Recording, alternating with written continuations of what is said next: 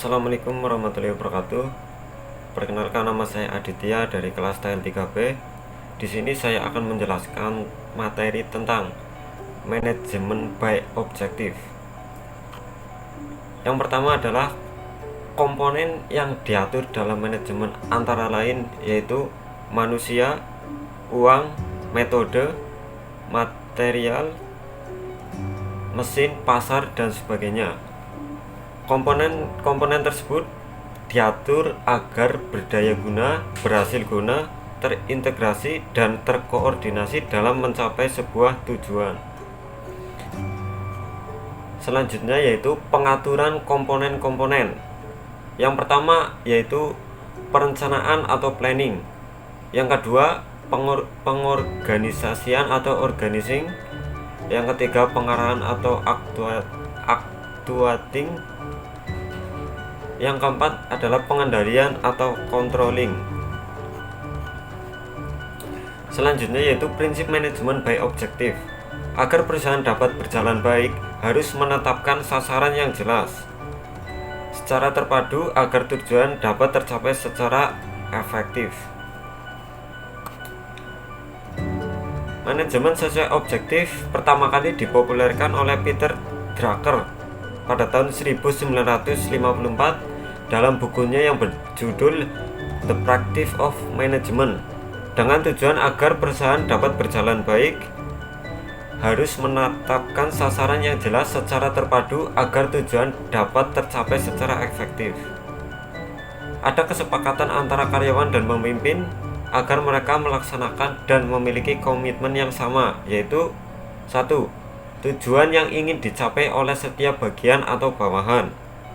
Yang kedua, perencanaan yang akan dilakukan setiap divisi untuk mendukung tujuan bersama. Yang ketiga, standar pengukuran keberhasilan pencapai tujuan. Yang keempat, prosedur untuk mengevaluasi keberhasilan mencapai tujuan.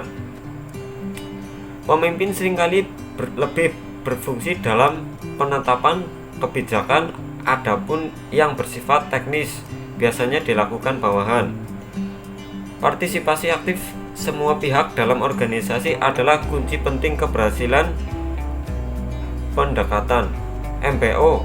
Dalam perencanaan organisasi, partisipasi aktif dapat memunculkan sebuah pendekatan kelompok kerja efektif. Di mata kelompok kerja efektif adalah kelompok yang mampu menjalankan tugasnya sesuai rencana sehingga hasil yang dicapai dapat memberikan kepuasan kepada kelompok itu sendiri ataupun pihak luar kelompok. Selanjutnya yaitu tujuan karyawan menggunakan SMART objektif. Yang pertama S, yaitu spesifik.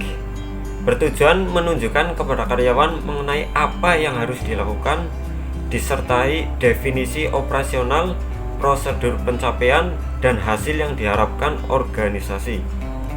M, measurable, yaitu tujuan pegawai harus dapat diukur dalam pengertian kuantitatif dan kualitatif.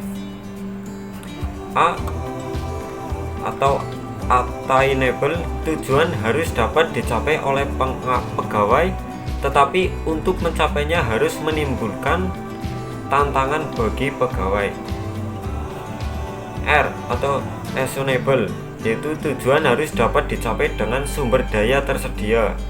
T atau timely, hasil pencapaian tujuan harus tepat dan dalam kurun waktu yang telah ditentukan. Selanjutnya yaitu faktor efektif suatu unit kerja. Yang pertama manusia atau SDM, yang kedua tujuan, goal atau sasaran, yang ketiga proses pencapaian tujuan. Yaitu yang terakhir, langkah-langkah manajemen by objektif atau result. Untuk tahap persiapan untuk tahap pertama yaitu menyiapkan dokumen yang diperlukan, peraturan-peraturan tentang tupoksi seorang engineering. Yang kedua, menyiapkan data yang diperlukan, misal data bahan baku yang akan disiapkan. Yang kedua yaitu tahap penyusunan, yaitu mengaplikasikan 5W1H. Selanjutnya yaitu tahap ketiga, itu tahap pelaksanaan. Tahap pelaksanaan yang pertama adalah pengorganisasian, pengarahan, pemberian motivasi kerja atau kepemimpinan, koordinasi, integrasi, dan sinkronisasi. Yang terakhir yaitu tahap pengendalian, monitor, evaluasi, dan penyesuaian.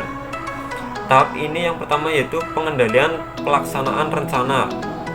Itu dimaksudkan untuk menjamin tercapainya tujuan dan sasaran yang tertuang dalam rencana melalui kegiatan, yaitu koreksi, penyesuaian selama pelaksanaan rancang, dan menganalisis hasil pemantauan. Tahap evaluasi dilaksanakan rencana adalah bagian dari kegiatan penilaian kinerja yang diukur dengan efisiensi, efektivitas, kemanfaatan program, keberlanjutan program atau kegiatan.